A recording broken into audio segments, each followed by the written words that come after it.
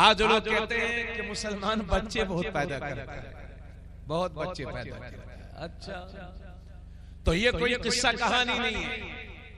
अबू दाऊद शरीफ की हदीस से पाक है, अबू दाऊद शरीफ की हदीस से पाक, अल्लाह के नबी सल्लल्लाहु अलैहि वसल्लम की बारगाह में एक खातून आई, एक साहब अल्लाह के नबी की बारगाह में हाजिर होते हैं, अर्ज करते हैं या रसूल अल्लाह सल्लल्लाहु अलैहि वसल्लम, मुझे एक औरत पसंद आ गई है जो इज्जत वाली है, मनसब वाली है, माल वाली है।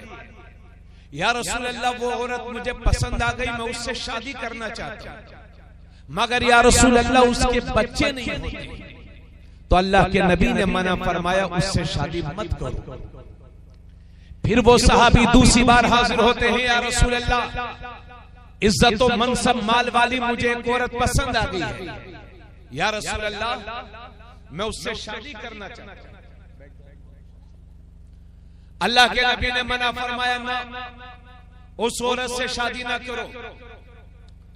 तीसरी बार फिर वो सहाबी हाजिर हुए, या रसूल अल्लाह सल्लल्लाहु अलैहि वसल्लम मुझे इज्जत वाली, मनसब वाली, माल वाली एक औरत पसंद आ गई है, या रसूल अल्लाह मैं उसके साथ निकाह करना चाहता हूं। तो अल्लाह के नबी ने उस मौके पर फरमाया ऐसी औरतों से शादी करो जो मोहब्बत करने वाली हो और बच्चा जनने वाली हो, ताकि तुम्हारे साथ तुम्हारी कसरत पर क़यामत के दिन में दूसरी उम्मतों पर फख्र कर। सुभान अल्लाह, हक है, बहुत खूब। इसलिए हम दो, हमारे दो का जो मिशन है इसको दिमागों से निकालिए। अरे भाई क्या हम दो, हमारे दो, हम कभी दो भी तो नहीं होते। क्यों भाई, कभी दो भी तो नहीं होते हैं। पूरी जिंदगी इलाज करते करते लोग मर जाते, एक भी नहीं होता। तो लोग ये कहते हैं मुसलमान बच्चे बहुत पैदा करते हैं। अरे भाई मुसलमान है 25 करोड़, कोई कौम है 100 करोड़, तो मुसलमान ज्यादा पैदा करता है या वो ज्यादा पैदा करते हैं जो 100 करोड़ है। खैर ये एक मसला है, कोई बात नहीं है। अरे भाई अगर मुसलमान बच्चे ज्यादा मुसलमान के होते हैं तो पालता भी तो मुसलमान ही है ना।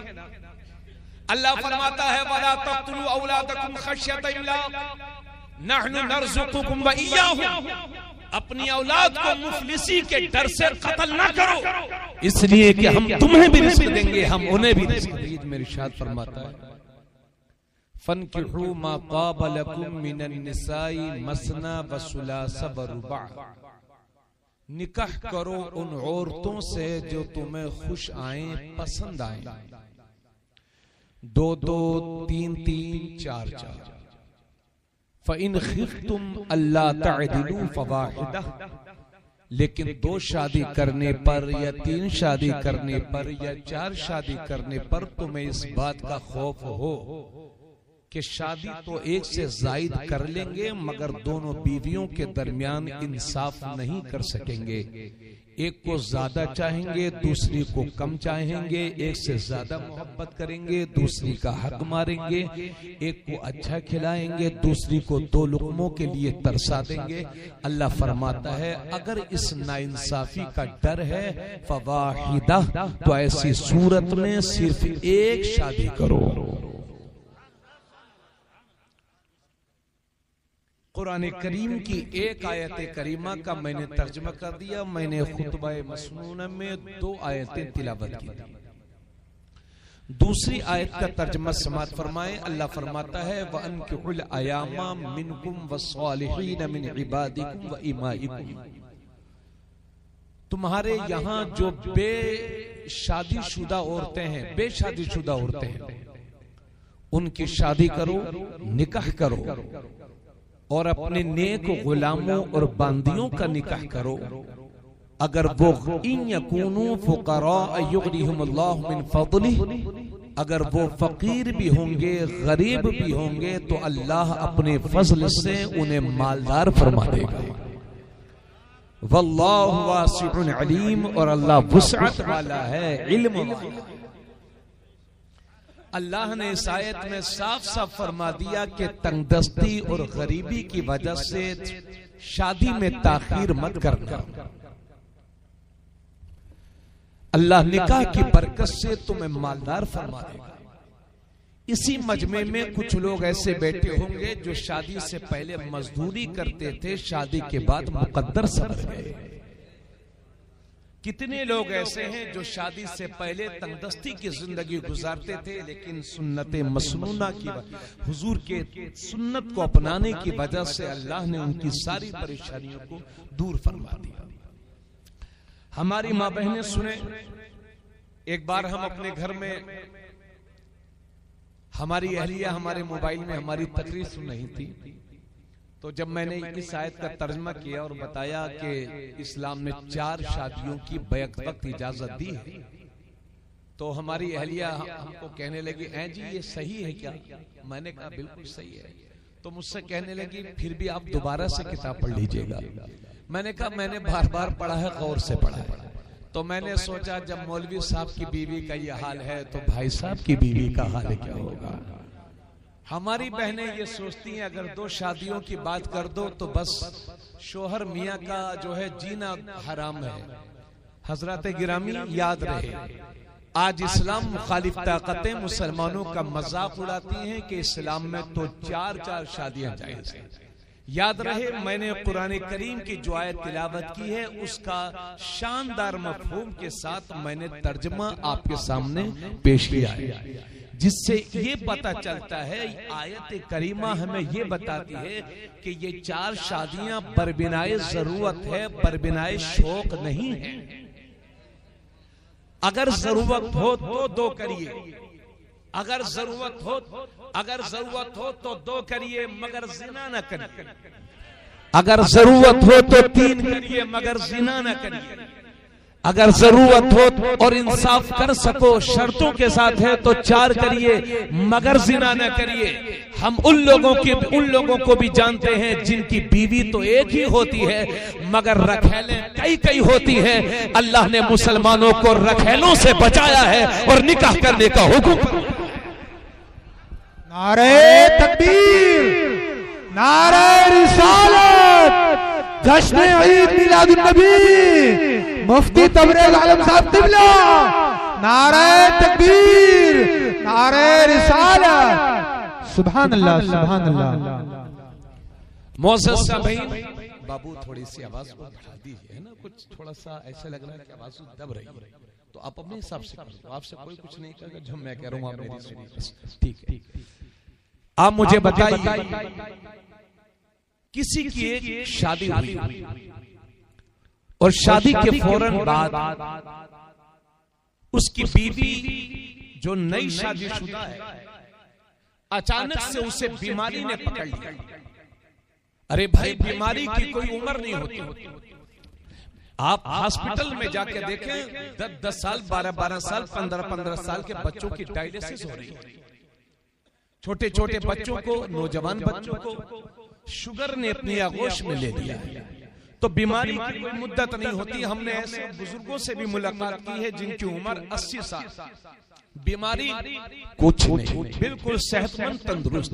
अल्लाह का शुक्र, अल्लाह ने हजरात की उम्र में बरकत।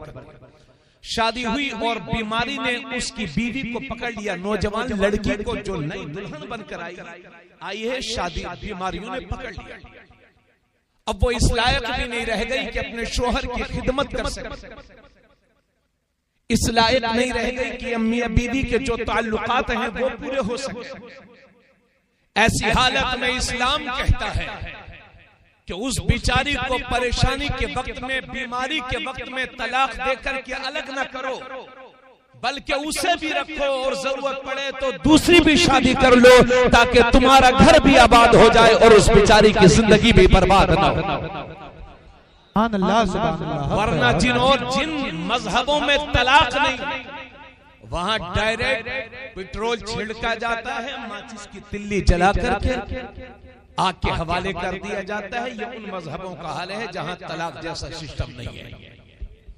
तवज्जो चाहो, इस्लाम में तलाक का इख्तियार इसलिए दिया गया है, मजाक उड़ाते मुसलमानों का, सब मुसलमान तलाक बहुत देते। अमा ये रायपुर इतना बड़ा है, यहाँ रायपुर में शायद 2-4-5 लोग ऐसे हों कि जिन्होंने अपनी बीवियों को तलाक दे दी, वरना अमा शादी तो बड़ी मुश्किल से हो रही है, तलाक कहां से?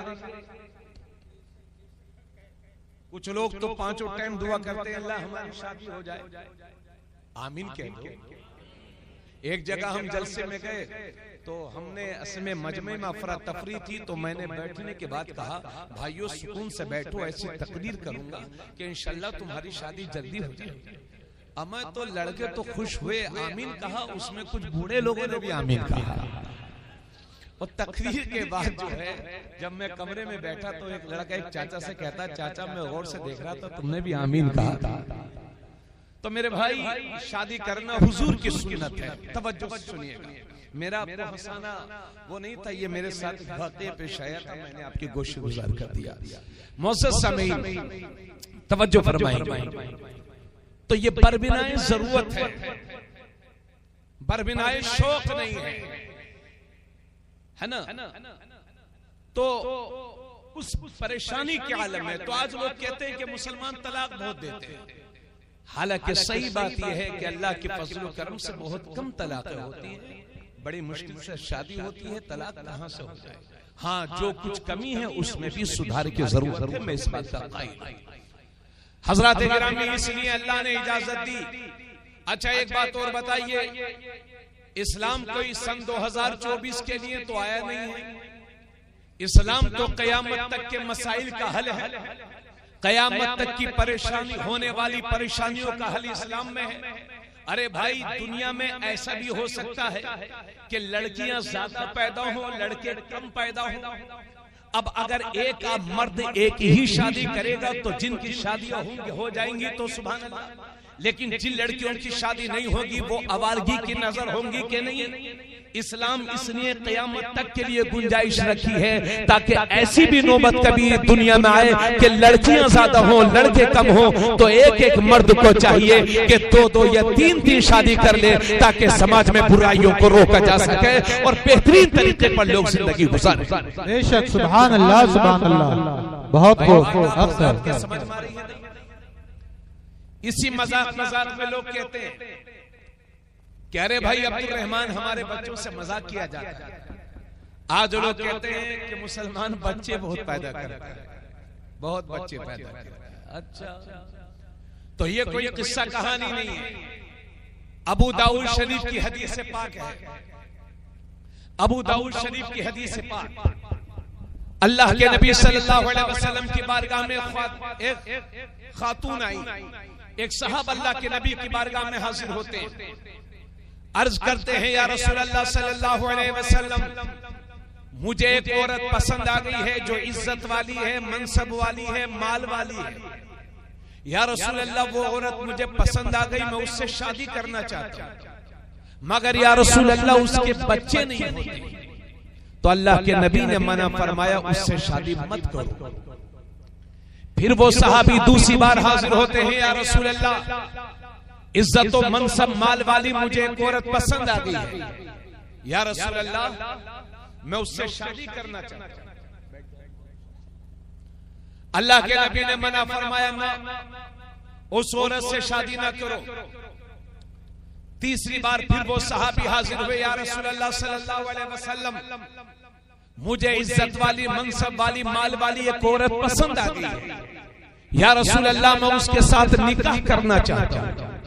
तो अल्लाह के नबी ने उस मौके पर फरमाया ऐसी औरतों से शादी करो जो मोहब्बत करने वाली हो और बच्चा जन्नने वाली हो, ताकि तुम्हारे साथ तुम्हारी कसरत पर क़यामत के दिन में दूसरी उम्मतों पर फख्र कर।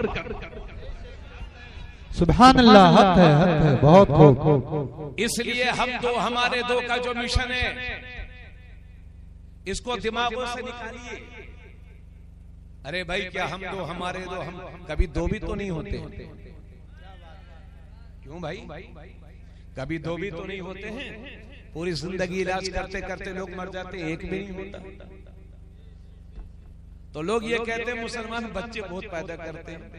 अरे भाई मुसलमान है 25 करोड़, कोई कौम है 100 करोड़, तो मुसलमान ज्यादा पैदा करता है या वो ज्यादा पैदा करते हैं जो 100 करोड़ है। खैर ये मसला है, कोई बात नहीं है। अरे भाई अगर मुसलमान बच्चे ज्यादा मुसलमान के होते हैं तो पालता भी तो मुसलमान ही है ना। अल्लाह फरमाता है वला तक़तुलू औलादकुम खश्यत इमलाक नहनु नर्जुकुकुम व इय्याहुम, अपनी औलाद को मुफलिसी के डर से कत्ल ना करो, इसलिए कि हम तुम्हें भी रिस्क देंगे, हम उन्हें भी रिस्क देंगे। सुभान अल्लाह, सुभान अल्लाह। हमने ये देखा है कि लड़का एक है मगर कोई खुशहाली नहीं, और हमने ये भी देखा है कि लड़के साथ हैं और सातों लड़के लखपति। तो ये तो अल्लाह के करम की बात है। इसलिए किसी भी कौम को यह हक नहीं पहुंचता कि वो फितरत से खिलवाड़ करे। औलाद अल्लाह की नेमत है, अल्लाह दे तो उसकी कदर करे। इतनी बातों के बाद अब जरा तवज्जो फरमाइएगा। लोग हमें कहते हैं कि मुसलमान में 4 शादियां जायज है, जबकि मैं चैलेंज करता हूं पूरे रायपुर में, आपके पूरे रायपुर में कोई साहब ऐसे नहीं होंगे कि जिनकी 4 शादियां हुई होंगी। हाँ नहीं, अम्मा एक तो बड़ी मुश्किल से संभलती है, 4 कहां से संभल जाएंगे भाइयों। 3 वाले भी नहीं होते, 2 होते हैं, वो मजबूरियों के तहत लोग करते हैं। एक साहब मुझे मिले, मैंने कहा भाई साहब आपके कितने बच्चे हैं? तो मुझसे कहने लगे हजरत हमारे 10 बच्चे। मैंने उनकी डिटेल जानना चाहिए, तफसील जानना चाहिए कि आपके 10 बच्चे हैं, जरा कुछ बताइए। शादी वगैरह के ताल्लुक से मैंने पूछा शादी होगी? तो मुझसे कहने लगे कि हजरत हमारे 10 बच्चे नहीं हैं, हमारे 5 बच्चे हैं, और हमारा एक छोटा भाई था, उसके 5 बच्चे थे, छोटे छोटे थे। अचानक से हमारा छोटा भाई इंतकाल कर गया। मैंने सोचा मेरे भतीजे और भतीजी कहां कहां दरबदर ठोकरें खाएंगे। मैंने अपनी भाई की बेवा से शादी करके उसे बीवी बना लिया। अब दोनों बीवियां 10 बच्चों की मां हैं और 10 बच्चे हम सबके कहलाते हैं। ये गुंजाइश सिर्फ इस्लाम में है, इस्लाम के सिवा कहीं और नहीं है। इसलिए दुनिया से मैं कहता हूं कि इस्लाम में 4 शादियों का जो हक है उसको समझने की कोशिश करे। दुनिया को दावत मोहब्बत पेश करता हूं, दावत समझ और फहम पेश करता हूं। इस्लाम से चिढ़ने के लिए ही इस्लाम को पढ़ने की जरूरत है। अगर इस्लाम चिढ़ने वाली चीज होती तो दुनिया के दर्जनों मुल्कों में इस्लाम के मानने वाले नहीं पाए जाते। इस्लाम आतंकवाद का दर्श नहीं देता। अगर इस्लाम आतंकवाद का दर्श देता तो दुनिया में कई करोड़ मुसलमान अल्हम्दुलिल्लाह दुनिया में पाए जाते हैं। और अगर आतंकवाद का दर्श देता तो 1 करोड़ आतंकवादियों से 1 करोड़ आतंकवादी, 10 करोड़ आतंकवादी तो दुनिया की जान लेने के लिए काफी है। मगर पता चलता है सही मानों में इस्लाम आतंकवाद नहीं, इस्लाम आतंकवाद को खत्म करने वाला मजहब है। इस्लाम आतंकवाद को खत्म करने वाला मजहब है। हमारी तारीख पढ़ी जाए, हमारा कुरान पढ़ा जाए, हमारी हदीस पढ़ी जाए। और मैं ये भी बड़े यकीन, बड़े अफसोस के साथ कहता हूँ कि दुनिया में आज की डेट में अगर किसी मजहब की सबसे ज्यादा लोग तौहीन करते हैं तो वो भी इस्लाम है, अगर किसी की मुखालफत करते हैं तो वो भी इस्लाम है। मगर इसमें भी कोई दो राय नहीं। अगर दुनिया को सबसे ज्यादा, अगर किसी दुनिया में सबसे ज्यादा अगर किसी मजहब को फॉलो किया जा रहा है तो वो भी इस्लाम है। अगर दुनिया में सबसे ज्यादा किसी को अपनाया जा रहा है वो भी इस्लाम है। इस्लाम की फितरत में कुदरत ने लचक दी है, जितना ही दबाओगे उतना ही उभरेगा। फानूस बन के जिसकी हिफाजत हवा करे वो शम्मा कब बुझे जिसे रोशन खुदा करे। नूरे खुदा है कुफ्र की हरकत पे खंदसन, भूखों से ये चराग बुझाया न जाए। सुभान अल्लाह। नारा तकबीर, नारा रिसालत, जश्न ईद मिलादुन नबी, जश्न ईद मुफ्ती मुफ्ती तबरेज आलम साहब क़िबला। नारा तकबीर, नारा रिसालत। सुभान अल्लाह, सुभान अल्लाह। बहुत खूब, बहुत खूब माशाअल्लाह। क्या बात, मोहब्बत से बोलिए सुभान अल्लाह, सुभान अल्लाह, सुभान अल्लाह। पूरा मजमा दोनों हाथों को उठा के एक बार कहे लब्बैक या रसूल अल्लाह, लब्बैक या रसूल अल्लाह। तो हमें ताना दिया जाता है कि मुसलमान कई शादी करता, और मुसलमानों के नबी उन्होंने तो 11 शादियां की थी। हमारे बच्चों से मजाक किया जाता है, अरे भाई अब्दुल रहमान, अब्दुल तेरे नबी ने तो 11 शादियां की थी, और ये बेचारा हमारा अब्दुल रहमान चूंकि कभी उलमा के पास बैठा नहीं, शर्म से मुंह छुपा करके घर चला आता, क्या यार वाकई मेरे नबी ने 11 शादियां की थी। ए मेरे कौम के नौजवानों, अपने उलमा की सोहबत इख्तियार करो, और जब तक दीन के खादिम जिंदा हैं इंशाअल्लाह तुम्हें नाकामी हाथ नहीं लगने देंगे। जब तक उलमाए दीन जिंदा हैं तुम्हें मायूस होने की जरूरत नहीं है। और इसमें भी कोई डाउट नहीं कि मेरे नबी ने मुख्तलिफ मौकों पर 11 निकाह फरमाए हैं। जमहूर उलमाए किराम का इस बात पर इत्तिफाक है कि मेरे नबी ने 11 निकाह फरमाए हैं, मेरे नबी की 11 शादियां हुई। मगर आपसे कोई मजाकन कहे कि अब्दुल रहमान तेरे नबी ने तो 11 शादियां की हैं, तो पलट के आपको जवाब देना है। दो जवाब है इसका। अगर कोई तुमसे कहे कि तुम्हारे नबी ने तो 11 शादियां की हैं, तो इसका 2 जवाब है। तवज्जो से समाप्त करिए। अगर कोई कहे कि अब्दुल रहमान तेरे नबी ने तो 11 शादियां की हैं, तो आप भी पलट के जवाब देना कि हाँ शादियां ही तो की हैं, जिना करके जेल थोड़ी गए थे। सुभान अल्लाह, क्या बात है, सुभान अल्लाह, क्या बात है। जिना करके जेल थोड़ी गए थे। दूसरी बात यह है, दुनिया को यह भी बता दो, तवज्जो चाहूंगा, दुनिया को यह भी बता दो कि मेरे नबी ने जो 11 निकाह किए हैं, जो 11 शादियां की हैं, उन मेरे नबी की 11 बीवियों में मेरे नबी की सिर्फ एक बीवी हजरत आयशा सिद्दीका, वो मेरे नबी के निकाह में कुंवारी आई थी। बाकी जितनी बीवी थी या तो मुतल्लका या बेवा। मतलब यह है कि जिसका सहारा रूठ गया उसे मदीने वाले में सहारा। सुभान अल्लाह, नारे तकबीर, नारे रिसालत, जश्न ईद मिलादुन नबी, मसलके आला हजरत। इस्लाम हमारा, इस्लाम हमारा। लब्बैक या रसूल अल्लाह, लब्बैक या रसूल अल्लाह। सुभान अल्लाह, सुभान अल्लाह। तारीख इस्लाम बताती है 25 साल के कुंवारे हैं मेरे नबी, और पहला निकाह मक्के की किसी कुंवारी लड़की से नहीं, बल्कि 40 साल की बेवा हजरत खदीजतुल कुबरा, और वो भी एक शोहर से बेवा नहीं, 2 शोहरों से बेवा थी मेरे नबी की बीवी हजरत खदीजा। तीसरा निकाह मेरे नबी से हुआ। मेरे नबी ने एक बेवा को निकाह में लेकर के कयामत तक के लिए बेवाओं की इज्जत की लाज रखी। अच्छा, नबी ने जो इतने शादियां की उसकी वजह आप हजरात जानते हैं? तवज्जो देखिए, आका करीम सल्लल्लाहु अलैहि वसल्लम की 7 औलाद हैं, 3 बेटे 4 बेटियां। हजरत ज़ैनब, हजरत रुकैया, हजरत उम्मे कुलसूम और हजरत सैयदा तय्यबा, आतिफा, आफिया, राकिया, साजिदा, मुत्तकिया, मुजतहिदा, हाफिजा, कारिया, मुफ्तिया, राकिया, साजिदा, तय्यबा, सैयदा, फातिमा, ज़हरा, और 3 बेटे हजरत अब्दुल्ला, हजरत कासिम और हजरत इब्राहीम।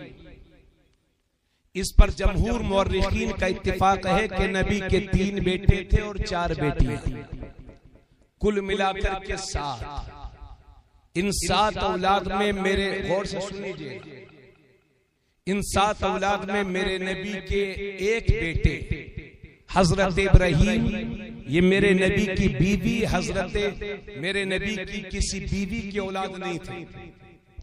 हजरत इब्राहीम ये मेरे नबी की बांदी हजरत मारिया किब्तिया के पेट से, और मारिया किब्तिया मेरे नबी की बीवी नहीं बल्कि बांदी थी।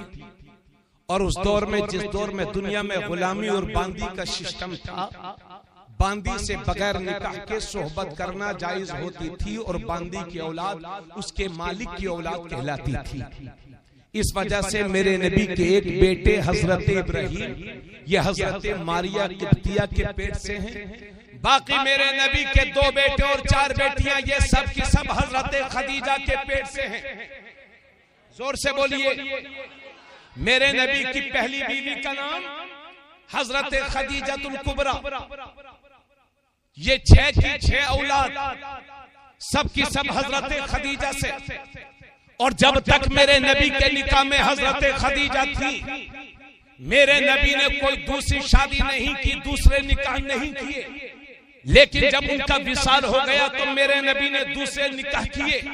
उसकी वजह यह थी कि कुछ सहाबा जंगों में चले गए और वो वहीं पर शहीद हो गए, या कुछ को उनके शोहरों ने तलाक दे दी। अब उन बेवाओं के लिए सहारा कौन बनेगा? तो उनकी ख्वाहिशों का एहतराम करते हुए मेरे नबी ने एक बेवा को निकाह में लेकर के उम्मुल मोमिनीन का दर्जा दे दिया है।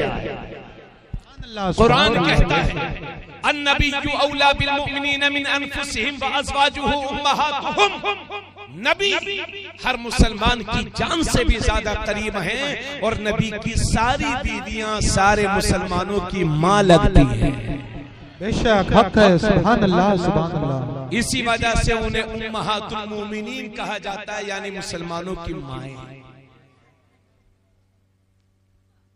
और दूसरी वजह यह थी कि मेरे नबी ने दूसरी ये शादियां इसलिए की चूंकि अरब के कल्चर में आज भी ये बात है कि वो अपने रिश्तेदारों के लिए बहुत ज्यादा जान दे देते हैं, कुर्बानियां पेश करते हैं अपने रिश्तेदारों को बहुत ज्यादा। तो मेरे नबी ने ये शादियां इसलिए की ताकि उसके जरिए से रिश्तेदारी बढ़े और इस्लाम। आप हज़रात समझ रहे मेरी बात? ये भाई हाई क्वालिटी की बात थी, मैंने हाई क्लास के लोगों को समझा। अब अगर आप हजरात जहन इधर उधर ना करें तो एक हाई क्वालिटी की बात आपको और बता दूं। इजाजत है? सुनेंगे सब लोग? पूरी तवज्जो के साथ सुनिएगा इसे। ये बहुत हाई क्लास की बात है। ये मुझे खूब याद है जब मैं अल जामिअतुल इस्लामिया कस्बा रोनाही जिला फैजाबाद में जब मैं पढ़ता था तो उस्ताद गिरामी जामे माकुलात व मनकुलात उस्ताजुल उलमा इमामुल उलमा हजरत अल्लामा मुफ्ती शब्बीर हसन साहब क़िबला रज़वी साबिक़ शेखुल हदीस अल जामिअतुल इस्लामिया कस्बा रोनाही जिला अयोध्या, उनसे यह हदीस मैंने पढ़ी जब मैं दौरे हदीस में था, यानी अपने आखिरी साल में था तालीम की। तो ये बुखारी शरीफ की हदीस मैंने उस वक्त पढ़ी थी जो आज भी मेरे ज़हन में नक्श है। देखिए उस हदीस में लिखा था कि हुजूर सल्लल्लाहु अलैहि वसल्लम को 40 जन्नती मर्दों के बराबर मर्दानगी थी। कितनी? आप हज़रात तवज्जो से नहीं सुने मेरी बात। मेरी माँ बहनों खामोशी से सुनो। हुजूर सल्लल्लाहु अलैहि वसल्लम को 40 जन्नती मर्दों की मर्दानगी के बराबर ताकत थी, यानी जितनी 40 जन्नती मर्द। और उसी बुखारी में लिखा है कि एक जन्नती मर्द की मर्दानगी दुनिया के 100 मर्दों की मर्दानगी के बराबर होती। दुनिया के 100 मर्दों में जितनी मर्दानगी होती है तन्हा उतनी मर्दानगी जन्नती एक मर्द में होती है। और मेरे नबी को 40 जन्नती जवानों की मर्दानगी के बराबर मर्दानगी थी, यानी एक जन्नती मर्द की मर्दानगी दुनिया के 100 मर्दों के बराबर। इस लिहाज से मुझे अर्ज करने दो कि 4000 मर्दों की जितनी मर्दानगी होती है तन्हा उतनी मर्दानगी मेरे नबी को हासिल थी। उसके बावजूद एक निकाह पर इक्तिफा करना, ज्यादा वक्त तक एक निकाह पर इक्तिफा करना, इससे बड़ा मौजज़ा और क्या हो सकता है? समझ गए भाई? तवज्जो। अल्लाह फरमाता है वलक़द अरसलना रुसुलन मिन क़ब्लिका वजअलना लहुम अज़वाजन व ज़ुर्रिय्या। अल्लाह फरमाता है महबूब हमने तुमसे पहले बहुत सारे रसूलों को बीवियां भी दी हैं और औलाद भी दी। इधर सुनिए, अल्लाह फरमाता है महबूब वलक़द अरसलना रुसुलन मिन क़ब्लिका वजअलना लहुम अज़वाजन व ज़ुर्रिय्या, ए हबीब हमने तुमसे पहले बहुत सारे रसूल भेजे, उन्हें बीवियां भी दी और हमने औलाद भी दी, सिवाय 2 नबियों के 1,00,000 या 2,24,000 कमोबेश अंबिया किराम गुजरे हैं, जिनमें सिर्फ 2 नबियों रसूलों की शादी नहीं हुई थी। उनमें से एक है हजरत यहया अलैहिस्सलाम और दूसरे हजरत ईसा अलैहिस्सलाम। इन 2 हजरात की शादी नहीं हुई है। बाकी जितने अंबिया हैं, जितने रसूल हैं, सब शादीशुदा और सब औलाद वाले। बोलो और जोर से बोलिए। अच्छा एक बात बताइए, क्या नाम है आपके गांव का? अगर रायपुर में 100 साल तक पाबंदी लग जाए कि रायपुर में 100 साल तक किसी की शादी नहीं होगी, तो 100 साल के बाद रायपुर खत्म हो जाएगा हिंदुस्तान के नक्शे से। 2, 4, 5 बुढ़िया बुढ़े बचेंगे, वो भी 10-5 साल में निबट जाएंगे, है ना। इसी तरीके से हिंदुस्तान में अगर पाबंदी लग जाए कि भाई 100 साल तक किसी की शादी नहीं होगी, तो 100-150 साल के बाद सारी आबादी खत्म, है ना। पता चला कि सच्चा और अच्छा भारतीय वो है जो शादी करता है और उसकी औलाद होती है। हिंदुस्तान की आबादी में उसका योगदान है, वरना ये जितने कुआरे हैं गम के मारे हैं, क्या बात, ये तो हिंदुस्तान खत्म कर डालेंगे। पता चला सच्चा भारतीय वो है जो शादी करता है और जिसके बच्चे होते हैं। ये हिंदुस्तान आबाद है, और कम आबादी वाला होना तरक्की होने की अलामत है। तो 4 करोड़ की आबादी वाला नेपाल क्यों पिछड़ा हुआ है, और 100 करोड़ आबादी वाला भारत हर साल नए नए इतिहास क्यों लिख रहा है? सुभान अल्लाह, सुभान अल्लाह। नारे तकबीर, नारे रिसालत, जश्न ईद मिलादुन नबी, ख्वाजा का हिंदुस्तान। नारे तकबीर, नारे रिसालत, सुभान अल्लाह। हक है। बुखारी शरीफ की हदीस, तवज्जो चाहूंगा। या माशर शबाब मन इस्तता मिनकुमुल बाअत फल्यतज़व्वज फ़इन्नहु अग़द्दु लिलबसर व अहसनु लिलफ़र्ज व मन लम यस्तति' फ़अलैहि बिस्सौम फ़इन्नहु लहू विजा। बोलो सुभान अल्लाह। आका करीम सल्लल्लाहु अलैहि वसल्लम इरशाद फरमाते हैं, ए नौजवानों के गिरोह, ए नौजवानों, लड़कियों से भी कहा, लड़कों से भी फरमाया मेरे नबी ने, ए नौजवानों, तुम में से जो शादी की इस्तिताअत रखता है उसे चाहिए कि शादी करे, क्योंकि ये शादी निगाहों को अजनबिया औरतों की तरफ जाने से बचाती है, और ये शादी शर्मगाहों की हिफाजत करती है। और हुजूर फरमाते हैं, तुम में से जो शादी की इस्तिताअत नहीं रखता उसे चाहिए कि वो रोजे रखा करे, क्योंकि रोजे शहवत के गलबे को तोड़ देते हैं। तो मेरे नबी ने नौजवानों से भी फरमाया, लड़कियों से भी और लड़कों से भी। भाई साहब से कह दो जरा बातें कम कर ले फोन पे। एक आदमी को यह हक नहीं पहुंचता कि 100 लोगों को डिस्टर्ब करे। हाँ, कभी कभी महफिल में फोन आया करें तो आप बहुत बड़ा मंत्रालय नहीं समाज संभाल रहे हैं भारत, तो छोटे मोटे काम है वो जेब में रख लिया करें, फारिग होने के बाद कर लिया करें। इमरजेंसी कॉल कभी कभी आती है, आए तो देख लीजिए, वरना खामोशी इख्तियार किया करें। कभी कभी ये महफिलें होती हैं, अल्लाह कबूल फरमाए। तो मेरे नबी ने इरशाद फरमाया, तुम में से जो इस्तिताअत रखता है शादी करने की, उसे चाहिए कि शादी करे, क्योंकि ये शादी निगाहों को अजनबी औरतों की तरफ जाने से बचाती है। शादी शर्मगाहों की हिफाजत फरमाती है। और एक हदीस शरीफ में है जिसके रावी हजरत जाबिर है, नबी करीम सल्लल्लाहु अलैहि वसल्लम फरमाते हैं कि जब किसी मुसलमान नौजवान की शादी होती है तो शैतान कहता है, हाय अफसोस, इब्ने आदम ने अपना 2/3 ईमान मुझसे बचा दिया। बोलो सुभान अल्लाह।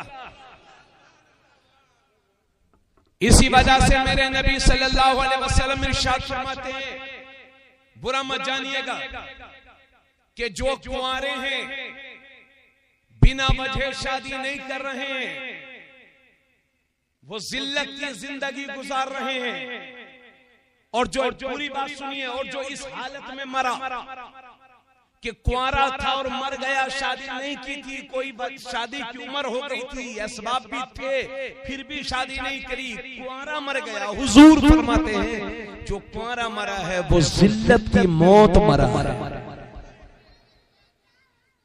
हम एक बार पीलीभीत शरीफ में, ये बेटे मोबाइल जेब में रखो तुम लोग, चलो जेब में रखो मोबाइल। अभी हम शब बरात के मौके पर पीलीभीत शरीफ में तकरीर कर रहे थे, तो लोगों को जब मैंने ये हदीस सुनाई तो थोड़ा सा अफरा तफरी मची। एक साहब स्टेज से कहने लगे, हजरत इसका सही मतलब समझा दिए। मैंने कहा जो मतलब समझा रहा हूं यही सही है। तकरीर के बाद एक साहब जामे मस्जिद, पीलीभीत की बहुत बड़ी जामे मस्जिद है, अल्लाह करे वो बची रहे, दुआ करते रहिए। तो तकरीर के बाद बैठे हुजरे में, तो एक साहब कहने लगे, साहब आपने जो हदीस सुनाई थी कि जो कुंवारे हो, कुंवारा मर गया वो जिल्लत की मौत मरा। मैंने कहा हदीस शरीफ कहती है। कहा साबिर पाक की शादी नहीं हुई थी। मैंने कहा आप साबिर साहब नहीं है, कोई वजह होगी। वो रोजे रखते थे, नफ्स को मार दिया था उन लोगों ने। और बाकी ये भी तो मेरे नबी की हदीस है जो आमतौर पर आप निकाह में सुनते हैं, अन्निकाहु मिन सुन्नती फमन रगिब अन सुन्नती फलैसा मिन्नी। हुजूर फरमाते हैं निकाह मेरी सुन्नत है, और जिसने मेरी सुन्नत से मुंह फेरा वो हम में से नहीं है। इसलिए भाई मेरे 30-30 साल के हो गए, सरकारी नौकरी है, बड़ा कारोबार है। हमने कहा भाई साहब शादी कर लीजिए। अरे हजरत कुछ लाइफ बन जाए, जरा अच्छा सा घर हो जाए, एक अच्छी सी गाड़ी हो जाए, नौकरी हो जाए। अरे हजरत कुछ लाइफ, अमा मिस्टर लाइफ बनाते बनाते कहीं आप कब्र में तशरीफ ना ले जाए। तवज्जो चाहूंगा। अरे मेरी कौम के जिम्मेदारों, आका करीम सल्लल्लाहु अलैहि वसल्लम फरमाते हैं जिसने अपने लड़के की शादी नहीं की और लड़के से या उसकी जवान लड़की से कोई निकाह गुनाह सरजद हो गया, तो जितना गुनाह उस जानी या जानिया को मिलेगा उतना ही गुनाह उसके उन माँ बाप को मिलेगा जिसने सही वक्त पर अपने बच्चों की शादी नहीं की थी। इसलिए ये मत समझना सिर्फ औलाद जिम्मेदार है। और हम तो कहते हैं कितना भी दिल का साफ हो मगर नफ्स सबके अंदर है। अच्छा एक बात बताइए, मैं इतनी देर से शादी पर तकरीर कर रहा हूँ, आप हजरत तकरीर सुन रहे हैं ना? अगर मौलाना वो कारी असरार साहब आपके कान में कहने लगे अरे हजरत की शादी नहीं हुई है, हजरत शादी पे तकरीर कर रहे, इनके खुद ही नहीं हुई, अम्मा जितनी इज्जत आपने दी वो सब खत्म। क्योंकि जो लड़का जवान होता है, नौजवान से जवान हो जाता है, शादी नहीं करता, लोग उससे बुरी निगाह से देखते हैं। शादी से इज्जत मिलती है, शादी से बरकतें मिलती हैं, शादी से निअमतें मिलती हैं। इसलिए शादी करने में ताखीर ना करो। हजरत गिरामी, अभी हम कुछ बातें और कहेंगे आपसे, आप परेशान मत होइए। तो कुंवारे जो हजरात हैं यानी शादी की उम्र हो गई है, अल्लाह ने सब कुछ हालात बेहतर फरमाए, उसके बावजूद भी शादी नहीं कर रहे, ये अच्छी बात नहीं है। शादियों में ताखीर हो रही है, ज़िना बढ़ रहा है। हम चूंकि शहरों में भी रहे हैं, देहात में पैदा हुआ, शहरों में लंबा वक्त गुजारा, इसलिए कह रहा हूं मैं शहरों में देखता हूं लोगों को। इसलिए आप शहरियों वाली आदतें ना अपनाएं, मगर ये भी ना अपनाएं कि 14 साल का हुआ नहीं कि शादी कर, जैसा कि बहुत सारे लोग करते, पहले जमाने में चल जाता था। आज जरा परहेज कीजिए, बच्चा बालिग हो जाए, बाशऊर हो जाए तब शादी कीजिए। और बच्चों दावत मोहब्बत पेश करो। तिरमिज़ी शरीफ की हदीस, अल्लाह के नबी सल्लल्लाहु अलैहि वसल्लम फरमाते हैं अअलिनु हाज़ा निकाह, वजअलूहु फिल मसाजिद, निकाह जब भी करो तो ऐलान करके करो और निकाह मस्जिदों में मुनक्किद किया करो। यहां इतना बड़ा मजमा बैठा है, मैं खुद भी उनमें शामिल हूं। शायद कि किसी का निकाह मस्जिद में हुआ हो। अगर आप में से किसी का निकाह हुआ हो मस्जिद में तो हाथ उठाए, हम उस खुशनसीब का चेहरा देख लें। नहीं हुआ। ये तिरमिज़ी शरीफ की हदीस है, मेरे नबी फरमाते हैं, ये मेरी बात नहीं है, ज़बान मेरी है, बात मेरे नबी की है। अल्लाह के नबी फरमाते हैं निकाह को ऐलान करके करो और निकाह को मस्जिदों में मुनक्किद किया करो। तवज्जो चाहूंगा, तवज्जो। हालांकि मसला सुन लीजिए, अगर कोई यहाँ निकाह कराएगा यहाँ हो जाएगा, शर्तें पाली जाए हवाई जहाज में निकाह हो जाएगा, शर्तें पाली जाए समंदर में निकाह हो जाएगा, शर्तें पाली जाए छप्पर में निकाह हो जाएगा, शर्तें पाली जाए होटल में भी निकाह हो जाएगा, शर्तें पाली जाए जहां आप चाहो वहां निकाह हो जाएगा।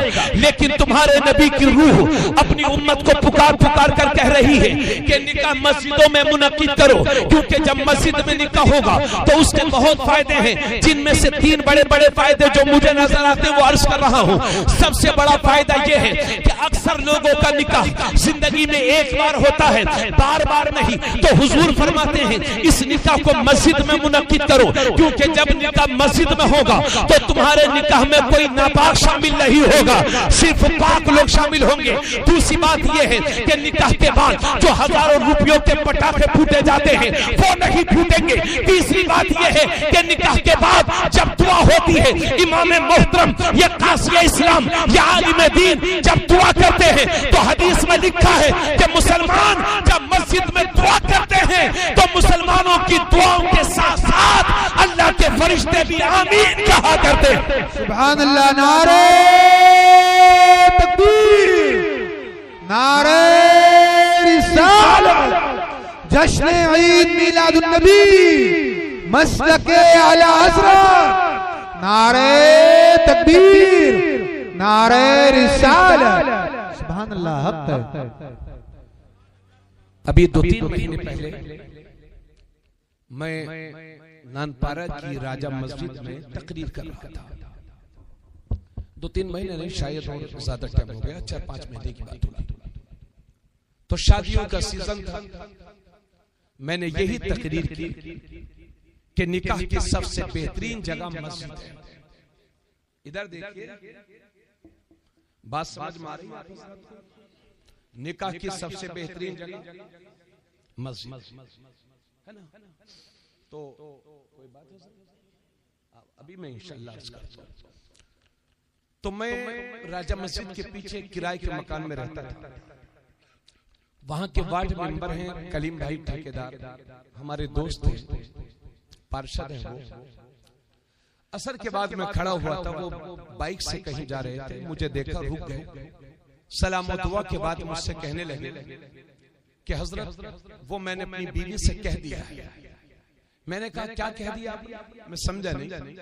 तो बोले वो जो आपने जुमे के दिन तकरीर की थी ना कि निकाह मस्जिद में सुन्नत है, वो मैंने अपनी बीवी से कह दिया है।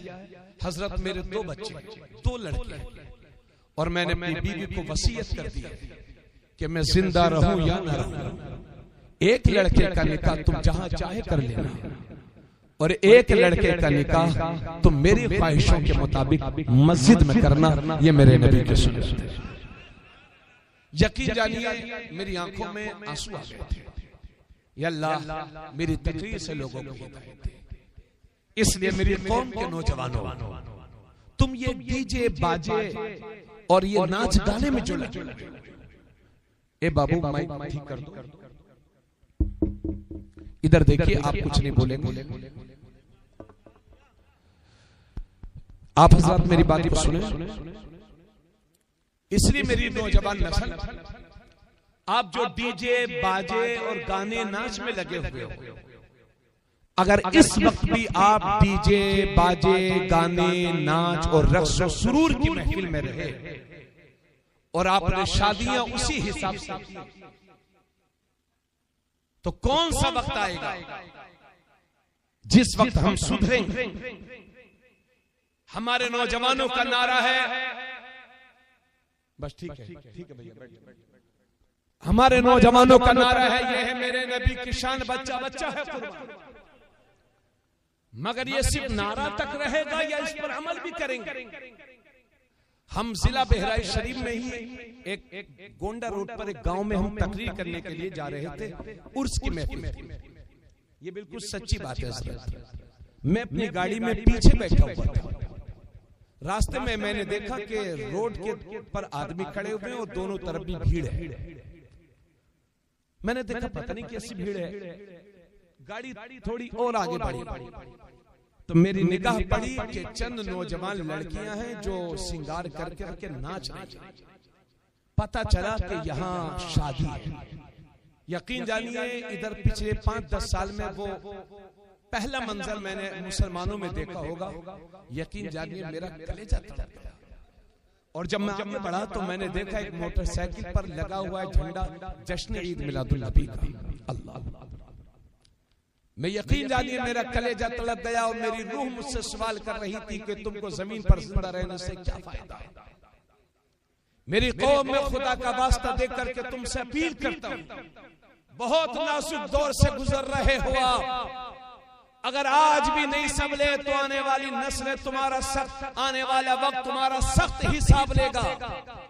इसलिए आ जाओ, अगर इन सारी परेशानियों का हल चाहते हो तो दामन मुस्तफा की पनाह ले लो। यही एक दामन है जो तुम्हें इज्जत देगा, यही दामन है जो तुम्हारी इज्जतों की लाज रखेगा। आ जाओ नौजवानों, खुदा का वास्ता दे करके कहता हूं, दीन की तबलीग की जिम्मेदारी सिर्फ हम पर नहीं है, तबलीग की जिम्मेदारी मुसलमान होने के नाते आप पर भी है।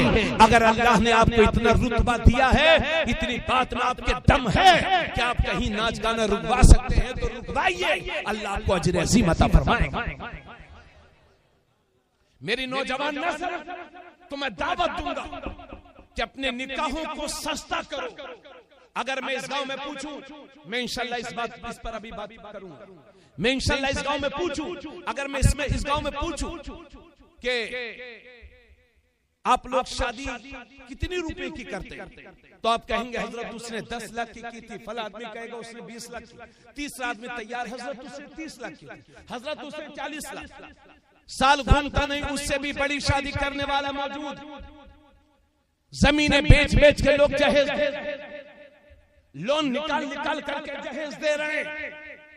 और जहेज के भिखारियों, जिस जबान को तुम ससुराल के आगे फैलाते हो या जिन हाथों को ससुराल के आगे भीख के लिए फैलाते हो, जहेज दे दो। काश रातों में उठ करके उन्हीं हाथों को अपने रब के हुजूर फैला दो, तो मेरा रब इतना देगा कि तुम्हारी नस्लों की गरीबी का खात्मा हो जाएगा। सुभान अल्लाह। नारे तकबीर, नारे रिसालत, मस्तके आला हज़रत, इस्लाम हमारा। नारे तकबीर, नारे रिसालत। हक है, बहुत खूब। 400 बाराती जा रहे हैं, 300 बाराती जा रहे हैं, 200 बाराती जा रहे हैं, 150 100 बाराती जा रहे हैं, और 100-150 तो आम बात है। मैं जानता हूं बास फैमिली छोटी होती है, बास फैमिली बड़ी होती है। मैं जानता हूं बास खानदान छोटे होते हैं, बास खानदान बड़े होते हैं। अगर 200 जाने वाले हो तो 100 ले जाइए। ये मैं अपना ख्याल पेश कर रहा हूँ, ये कोई वो नहीं है, मतलब ज्यादा बाराती न ले जाओ, ये शरीयत है। और जो मैं कह रहा हूँ ये अपना मोमिनाना नुक्ता फिक्र पेश कर रहा हूँ कि आप कम से कम बाराती लेकर के जाएं। अजीब डिमांडें हो रही है, सारा जहेज तय, उसके बाद कहते हैं आखिरी दिन साहब बारात की इज्जत का ख्याल रखना। अरे भाई कौन सी इज्जत हो गई तेरी, कितनी बड़ी इज्जत है मेरे भाई तेरी। यानी ज्यादा खिला दो तो इज्जत हो गई, कम खिला दो तो घट गई, बस इतने की इज्जत है खाने पीने की। बोलो बोलो, मैं गलत बोल रहा हूं कि सही बोल रहा हूं? अगर मेरे दर्द दिल को समझने की कोशिश कर रहे हो तो मैं अपनी बात की तायीद चाहूंगा आपसे। 10-10 तरह के खाने, 20-20 तरह के खाने, ये स्टैंडिंग में है। यही सिखाया था तुम्हारे नबी ने तुम्हें।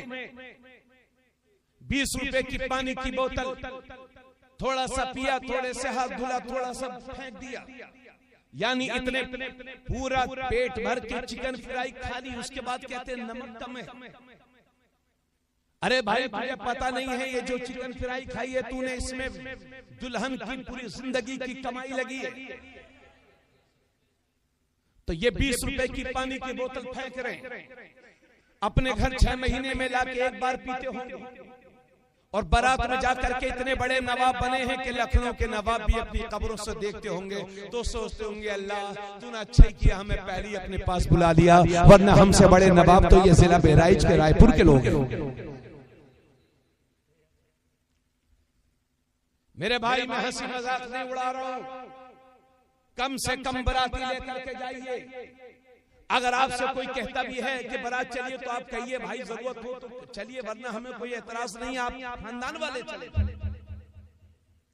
तुम्हारी कितनी बेटियां महंगी शादी होने की वजह से सही वक्त पर शादी नहीं हो रही है, नतीजा ये निकल रहा है कि वो कदम उठा रही हैं कि इज्जत तो जाती जाती है, ईमान भी खतरे में पड़ जा रहा है। गैरों के साथ भागने में कोई परहेज नहीं, क्योंकि नफ्स है नफ्स। जब जवानी शबाब पर होती है, समझ गए, जब नफ्स का गलबा होता है तो कोई भी मर्द हो या औरत वो कदम उठा सकती है जो नाकाबिले माफी है। इसलिए अपनी कौम की बेटियों की इज्जतों के बचाना चाहते हो और अपनी बेटियों को इज्जतदार देखना चाहते हो तो शादियों को सस्ता करो।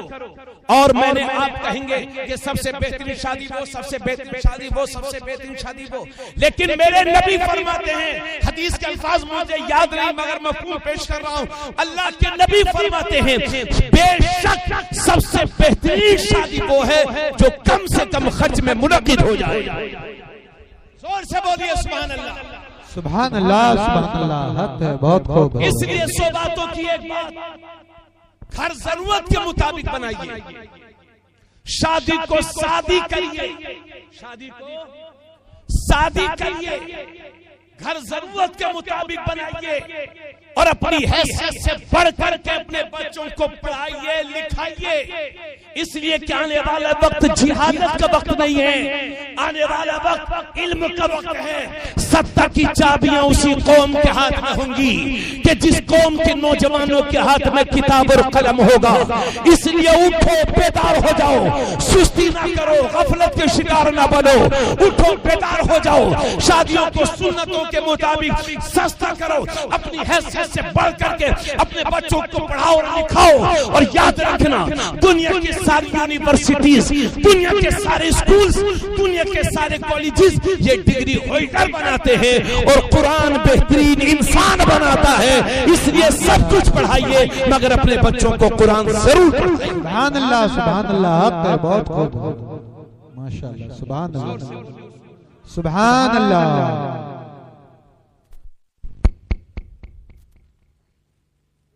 हेलो, आवाज आ रही है आप हजरत मेरी तरफ? कोई साहब जाएंगे नहीं, बगैर माइक की भी तकरीर हो जाएगी। 1 घंटा हो गया, बस थोड़ी देर और आप हजरत बर्दाश्त करें। तवज्जो है आप हजरत की, आप मेरी तरफ देखें, पीछे वालों बच्चों बेटा मेरी तरफ देखें, आप हजरत पूरी तवज्जो मेरी तरफ रखें।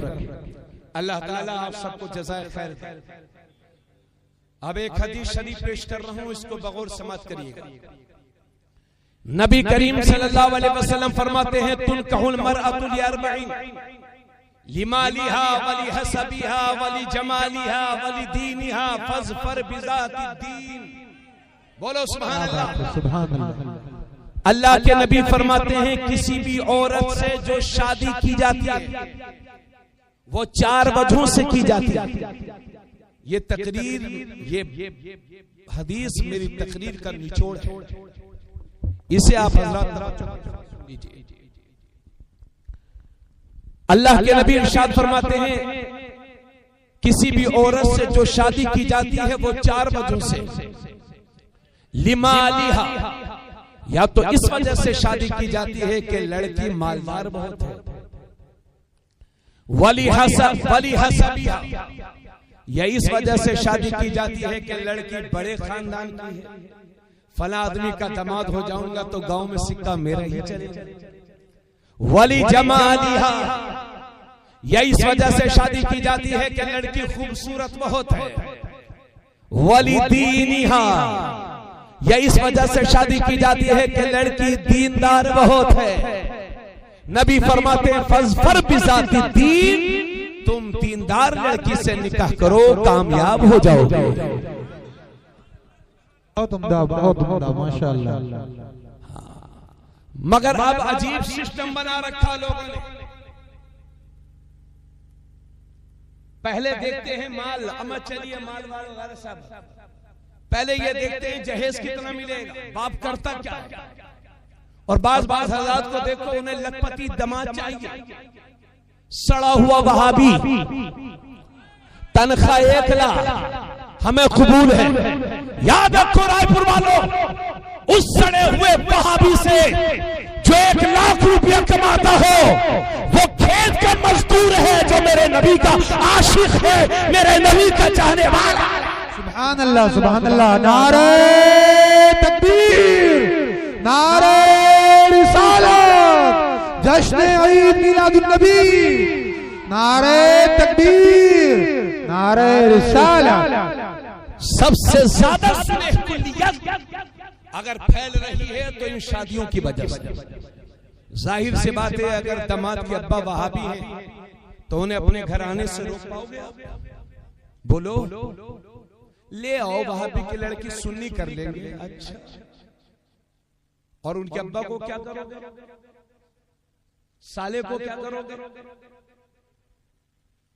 इसलिए दीनदार लड़की आज जितनी वहाबियत फैल रही है, ये सुले कुल्लियत सिर्फ वहाबियों की वजह, वहाबियों के यहाँ शादी करने की वजह से।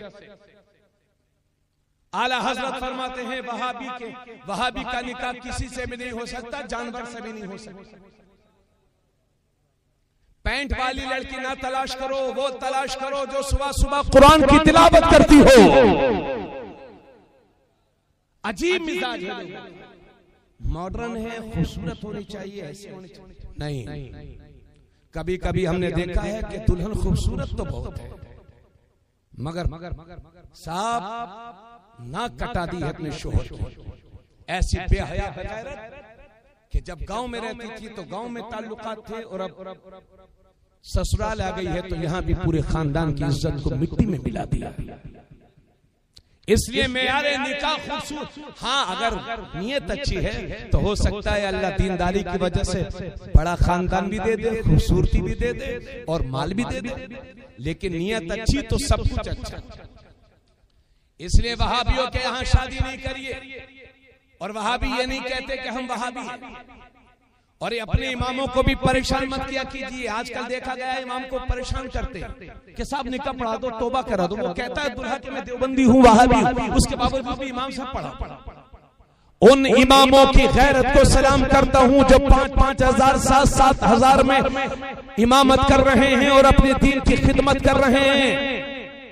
ऐसे इमामों की अजमत और उनकी जुर्रत को सलाम। वो काम कर रहे हैं जो हम नहीं कर सकते। ये हमारे जमीन से जुड़े हुए अइम्मा, ये अपने दीन और मजहब के लिए लड़ जाते हैं। मगर हमारे ही लोग, बाज लोग थोड़े मालदार होते हैं तो वो क्या कहते हैं मालूम है? ये 5000 मौलवी हमें समझाएगा। ऐसे मौलवी तो मेरी जेब में 5-6 रखे रहते हैं। अब मैं उल्टी खोपड़ी के सेठ, मौलवी कुर्ते पजामे का नाम नहीं है।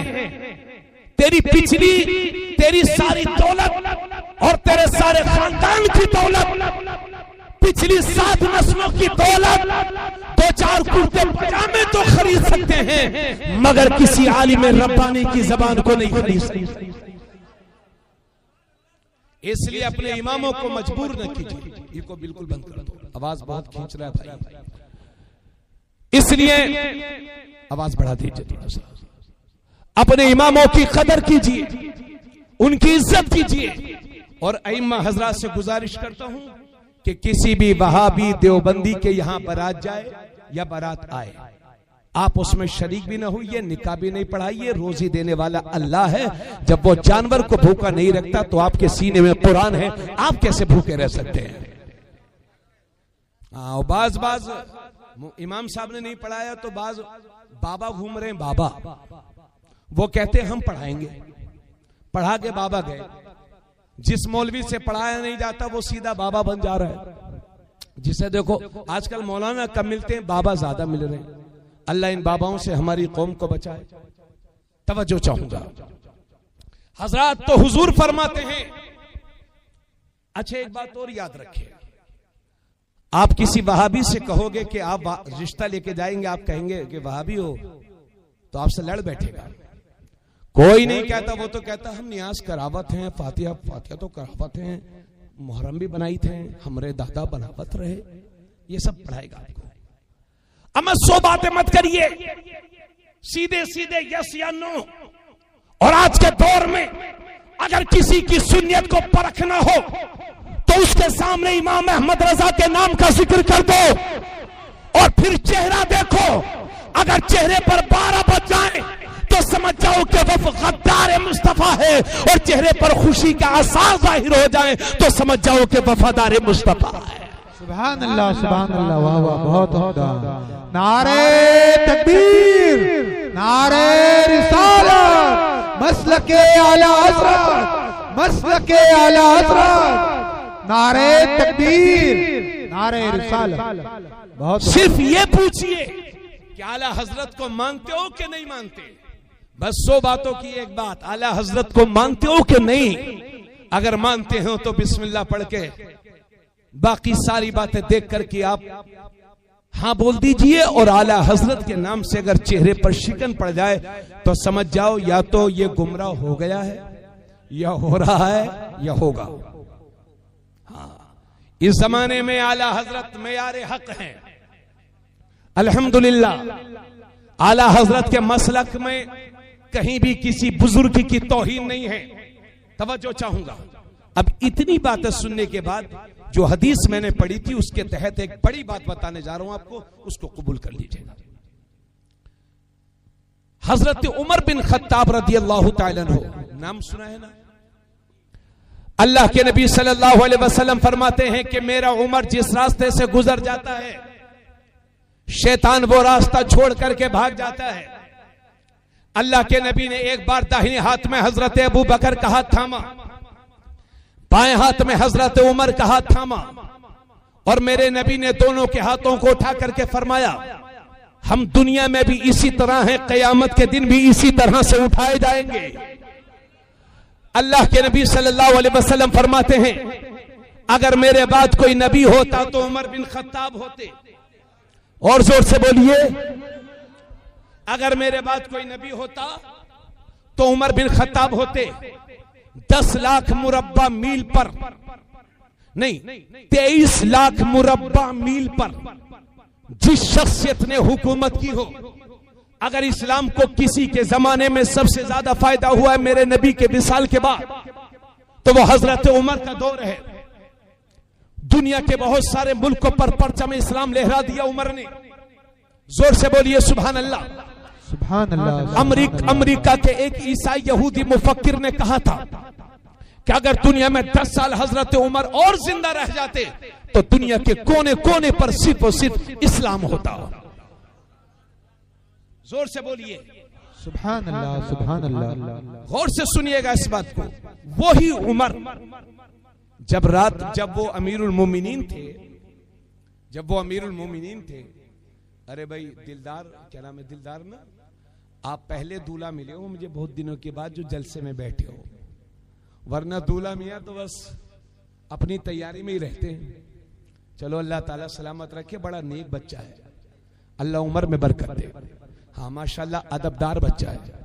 इधर सुने मेरी, हजरत उमर जब अमीरुल मोमिनीन थे तो वो रातों में गश्त फरमाया करते थे। इस बात को गौर से सुनिएगा, रातों में गश्त फरमाया करते थे, देखते थे कहीं कोई परेशान तो नहीं है। एक दिन गश्त पर निकले हुए थे, एक घर के जब करीब पहुंचे, देखिए ये मेरी तकरीर का निचोड़ है, अब मैं अपनी तकरीर को खत्म करने वाला हूं, बस थोड़ी सी तवज्जो चाहूंगा। जब गश्त करते करते घर के करीब पहुंचे तो क्या सुनते हैं, कुछ आवाजें आपको आ रही हैं। हजरत उमर उस घर के करीब हो गए और जब दीवार से कान लगा दिए, दरवाजे से कान लगा दिए, तो दो औरतें बातें कर रही थी, जो एक मां थी एक बेटी थी। और मां, इधर देखिए पूरी तवज्जो, मां अपनी बेटी से कह रही थी, नहीं, मां जो है दूध में पानी मिला रही थी। बाज लोग दूध में पानी मिलाते हैं और कुछ लोग पानी में दूध मिलाते हैं। हाँ, सभी तरह के लोग हैं। तो मां दूध में पानी मिला रही थी। जब बेटी ने देखा तो कहा, मां अगर तू अमीरुल मोमिनीन हजरत उमर से नहीं डरती, अगर वो नहीं देख रहे हैं तो अल्लाह से तो डर, अल्लाह तो देख रहा है। हजरत उमर ने उस लड़की की ये आवाज सुनी और फौरन अपने घर तशरीफ ले गए। अगले ही दिन अपने बेटे हजरत आसिम का रिश्ता उस दूध बेचने वाली बेटी के साथ में उस दूध बेचने वाली खातून के घर भेज दिया। अपने बेटे का रिश्ता उस दूध बेचने वाली बेटी के साथ लगा दिया, उसकी दीनदारी की वजह से। यही अर्ज कर रहा हूं कि पैंट शर्ट वाली और इंग्लिश झाड़ने वाली को मत लाओ। अगर समाज में बेहतरीन औलाद चाहते हो, अगर कामयाब और बेहतरीन मुसलमान पढ़े लिखे नौजवान चाहते हो, तो याद रहे ऐसी औरतों से शादी करो जो नेक हो, दीनदार हो, पर्दे वाली हो। समझ गए? कल हम नानपारा में एक शादी में गए हुए थे साहब, पूरा शादी हाल मेहमानों से भरा हुआ था, लोग खाना खा रहे थे। एक खातून कभी इधर जाएं, कभी उधर जाएं, कभी उधर, पूरा दौरा कर रही थी। वो कोई शर्म नहीं, कोई गैरत नहीं, कोई हया नहीं। और साफ सुथरे लफ्जों में सुन लो, मुसलमानों के घरों में शादी के मौके पर जो बेहयाई हो रही है इस वक्त, अल्लाह की पनाह। 50-50 साल की औरतें, 60 साल की औरतें, जिनके नवासे भी हैं, पोते भी हैं, पोतियां भी हैं, ऐसा बनाओ श्रृंगार करती हैं कि पोता भी देखे तो सोचने लगता है, ये अल्लाह मेरी दादी को हो क्या गया है। न किसी मौलाना की सुनेंगी, न पीर साहब की सुनेंगी, न किसी बड़े की सुनेंगी। इनको कोई नहीं रोक सकता। बोलो ऐसे ही है ना? अब सर्दियों का मौसम आ रहा है, भाई साहब पूरी जैकेट पहनेंगे और ये हमारी बहनें आधी आधी आस्तीन के कपड़े, और इनसे कहो कि बहन पर्दा कर, तो ये कहती हैं, अगर इमाम साहब कहें कि पर्दा करो तो ये कहती हैं ये मौलवी ओल्ड मॉडल हैं, इन्हें क्या मालूम कि नया फैशन क्या चल रहा है बहराइच में। और शादियों के मौके पर, इधर सुन लीजिए मेरी बात, तरह तरह की रस्में हमने निकाल रखी हैं। ये मेहंदी की रस्म है, ये जूता चुराई की रस्म है, और ये सलामी की रस्म है। सारी रस्में अल्लाह की पनाह। औरतों को मेहंदी लगाने में कोई हर्ज नहीं, उनके लिए जायज है, बल्कि बेहतर है। मर्दों को मेहंदी लगाना नाजायज और हराम है, चाहे वो शादी का मौका ही क्यों ना हो। तवज्जो से सुनिए मेरी बात। और कहां चली गई मेरी कौम की गैरत? जब निकाह के बाद सलामी होती है, इधर देखिए, तो दुल्हा मियां के साथ 2, 4, 5 लड़के जाएंगे, लुच्चे लफंगे, जो कई महीनों से इंतजार करते हैं कि सलामी में चले जाए। अब ये मियां कुर्सी लगी हैं, अब अजनबी नौजवान लड़कियां 20-20 साल, 30-30 साल, 50 सज धज करके आएंगी और अजनबी या मर्दों के मुंह में अपने हाथ से मिठाई खिलाएंगी। क्या यही तुम्हारे नबी ने आपको दर्श दिया था? पूछना चाहता हूं मेरी कौम, तेरी गैरत कहां चली गई और कहां चले गए बेगैरत बापों कि जिनसे अपनी बेटियां कंट्रोल नहीं हो रही हैं? क्या यही इस्लाम है? यही है दीन? होश में आओ मुसलमानों, होश में आओ। बहुत बुरी रस्मों में फंस चुके हो आप। सलामी का मतलब यह था कि निकाह के बाद दुल्हा अपनी सास को सलाम करने जाता था, चूंकि सास मां के दर्जे में हो जाती थी, कोई हर्ज नहीं है। अब उसे माज़अल्लाह गुनाहों का अड्डा बना दिया। बाबू दिलदार, हिम्मत करो, मना कर देना, हमें कोई सलामी नहीं करवानी, आप तन्हा जाइए। हैं? बासी खवाज, अरे हम नाई कहवत है, अभी और रहने दो, सीख जाएंगे कुछ। हाँ वो सलामी की क्या कहते हैं, खिलाई बोलते हैं, बासी खिलाते हैं, बासी खिलाते हैं। हाँ बासी जो खिलावत है वही। ठीक है मेरे भाई, इसलिए कोशिश करिए कोई किसी तरह की रस्म नहीं, अल्लाह से डरिए। और मेरी बहन सो बातों की एक बात तुमसे कह करके रुखसत होना चाहता हूं, तुम उस फातिमा की कनीज हो कि जब पुल सिरात से सैयदा फातिमा गुजरेंगी तो बातिने अर्श से निदा आएगी, महशर वालों अपनी गर्दनों को झुका लो, इसलिए कि 70,000 हुरों के जुर्मुट में सैयदा फातिमा ज़हरा का गुजर होने वाला है। वो फातिमा कि जब उनके विसाल का वक्त करीब आया तो वसीयत फरमाती है कि लोगों मेरे जनाजे को दिन में न उठाना, रात में उठाना, कहीं ऐसा ना हो कि मेरा जनाजा दिन में उठे तो किसी अजनबी की नजर मेरे जनाजे पर पड़ जाए। वो फातिमा, इसलिए फातिमा नाम रखने से काम नहीं चलेगा। एक बात सुनिए मेरी बात समझ रहे हैं, पर्दा हमारी मां बहनों के हक में है।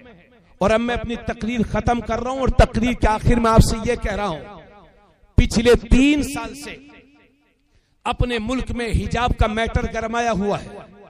खास तौर से एक साल तो ये बहुत चला, 2 साल 3 साल इसको हो गए। शुरू का पहला साल जहां देखो हिजाब, अखबार में देखो तो हिजाब, टीवी में देखो तो हिजाब, व्हाट्सएप ग्रुप, फेसबुक, इंस्टाग्राम में हिजाब हिजाब हिजाब, जहां देखो हिजाब। अभी मैं जब ये हिजाब का मैटर बिल्कुल गरमाया हुआ था, उसी वक्त दरगाह सैयद सलार मसूद गाजी में मैं उसकी तकरीर में गया था, रजबी शरीफ में। मैंने हिजाब पर तकरीर की थी। मैंने बहराइच शरीफ से लेकर के बरेली शरीफ के स्टेज तक और बरेली शरीफ से लेकर के कर्नाटक के वहां तक कि जहां से ये मसला उठा था, पूरी बात सुन लीजिएगा, बात खत्म है। हिजाब का ये मैटर कर्नाटक से शुरू हुआ था। किसे कहते हैं हिजाब? हिजाब ये एक अरबिक लफ्ज है जिसका माना उर्दू में होता है पर्दा, लेकिन आजकल हिजाब उस छोटे से कपड़े को कहते हैं जिसे हमारी कौम की बेटियां, नौजवान लड़कियां सरों पर रख लेती हैं, चेहरा खुला रहता है। हालांकि वो शरई हिजाब नहीं है, मगर कर्नाटक में लोगों को यह भी बर्दाश्त नहीं हुआ। हमारी कुछ बच्चियां स्कूलों में पढ़ने जाती थी हिजाब लगा करके, वहां शरपसंदों ने फसाद शुरू किया और स्कूलों के गेट पर बोर्ड लगा दिए गए कि हमारे यहाँ हिजाब वाली बच्ची नहीं पढ़ सकती। और ये गोदी मीडिया जिधर देखो हिजाब हिजाब हिजाब चिल्ला रही है। और ये मीडिया हमारी दुनिया को ये बता रही थी कि हिजाब ये मुसलमानों की आपसी तहजीब है, मुसलमानों का आपसी कल्चर है। कुरान में अल्लाह का हुक्म नहीं है, मेरी बात सुनिए, हदीस में अल्लाह का हुक्म नहीं है, यह हिजाब कुरान में नहीं आया। इस गूंगी बहरी मीडिया को बता दो कि लफ्ज हिजाब कुरान में 1 बार नहीं बल्कि 7 बार आया है। ये कर्नाटक से शुरू हुआ था। उसी मौके पर फरवरी सन 2023 में मैं कर्नाटक गया हुआ था, जब ये हिजाब का मैटर बिल्कुल गरमाया हुआ था। उसी वक्त मैं तकरीर करने वहां गया तो मैंने 1.5 घंटा कुरान और हदीस की रोशनी में हिजाब पर तकरीर की। और जब मेरी तकरीर पूरी हो गई तो मैंने कर्नाटक वालों से कहा था कि इस नाजुक मसले पर तुम शरीयत पर मजबूती के साथ जमे रहना। तवज्जो चाहूंगा, शरीयत पर मजबूती के साथ जमे रहना, खुदा की रहमत तुम्हारा साथ देगी। यह कहकर मैं चला आया। अल्लाह का शुक्र है, मैं इस साल जनवरी सन 2024 में मैं फिर कर्नाटक गया तो मैंने देखा कि वहां सत्ता परिवर्तन हो चुका है, विधानसभा इलेक्शन हुए और सत्ता परिवर्तन हो चुका है। और जो मंत्री हिजाब के मैटर में सबसे ज्यादा नाटक कर रहा था, अल्लाह ने उसे इतना जलील फरमा दिया कि पूरे कर्नाटक में मुंह दिखाने के काबिल नहीं रह गया। और जिन स्कूलों के गेट पर लिखा हुआ था कि हमारे यहाँ हिजाब वाली बच्चियां नहीं पढ़ सकती, उन स्कूलों ने इजाजत दे दी है कि हमारे यहाँ हिजाब वाली बच्चियां पढ़ सकती हैं। मेरी कौम, यही तो आपसे कहने के लिए आया हूं कि घबराओ नहीं, फिक्र न करो, मायूस न हो, ये बादल है, छट जाएंगे। इस्लाम का उजाला सुबह कयामत तक रहेगा। मेरी कौम, तो अपना रास्ता सीधा कर ले। अगर रास्ते में पत्थर भी होंगे तो अल्लाह मोम बना देगा, कांटे भी होंगे तो फूल बना देगा।